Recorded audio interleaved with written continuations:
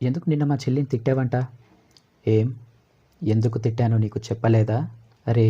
గుడికి తనకిష్టమైన డ్రెస్ ఏసుకొచ్చినంత మాత్రాన అంతలా తిట్టాలా? బయట వాళ్ళు ఏ డ్రెస్ ఏసుకున్నా నేనెవ్వరిని ఎప్పుడు ఎక్కడ ఏమననురా. కానీ గుడి లోపల మాత్రం కొంచెం పద్ధతిగా వస్తే ఏమవుతుంది? అక్కడ కూడా ఈ మిడ్డీలు, స్కర్ట్‌లు ఇవి అవసరమా? అరేయ్! మనం డెవలప్ అయిన టెక్నాలజీలో బ్రతుకుతున్నాం. ఇంకా నువ్వేదో పురాతన కాలంలో బ్రతుకుతున్నట్టు బిహేవ్ చేస్తున్నావేంటి? లాజిక్‌లు మాట్లాడకు. ఎంత డెవలప్ అయినా, ఏం చేసినా కానీ ఇప్పటికీ మనం మన అమ్మని దేవతలానే చూస్తాం. డెవలప్ అయ్యాం కదా అని చెప్పేసి పని మనిషిలా చూడం.